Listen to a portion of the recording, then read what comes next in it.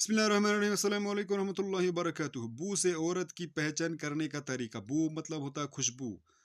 Smell smell से बू से खुशबू से औरत की पहचान करने का तरीका। तो वो तरीका क्या है?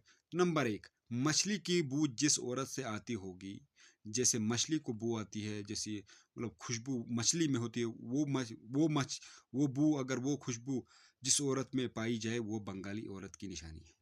और नंबर एक, मछली की बू जिस औरत से आती होगी वो बंगाली औरत की निशानी। नंबर दो, बकरे की बू। बकरे की बू जिस औरत से आती होगी वो बू जो है हबशी औरत की निशानी है। और नंबर तीन, बिल्ली की बू ईसाई औरत की निशानी है। नंबर चार, सूर की बू यहूदी औरत की निशानी है।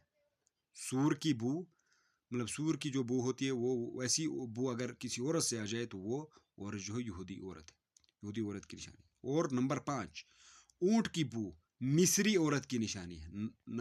ऊंट की बू जिस औरत से आती होगी वो मिस्री औरत की निशानी। और नंबर छह, खरगोश की बू यूरोपीय औरत की निशानी है। खरगोश की बू यूरोपीय औरत की निशानी। सामने आगे बढ़ने से पहले वीडियो को अगर पसंद आए तो लाइक भी करें और सबके लिए शेयर भी करें। और ऐसी वीडियो अगर देखना चाहते हैं तो चैनल को जरूर सब्सक्राइब करें। और नंबर सात, घलेरी की बू यूनानी औरत की निशानी है। और नंबर आठ, कबूतर की बू तुर्की औरत की निशानी है। और नंबर नौ, कुत्ते की बू हिंदू औरत की निशानी है।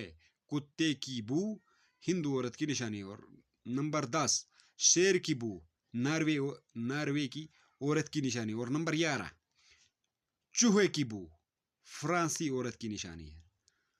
चूहे की बू फ्रांसी औरत की निशानी है। मजीद वीडियोस देखने के लिए हमारे चैनल को सब्सक्राइब करें। शुक्रिया, वस्सलाम, जज़ाकल्लाह, अल्लाह हाफिज़।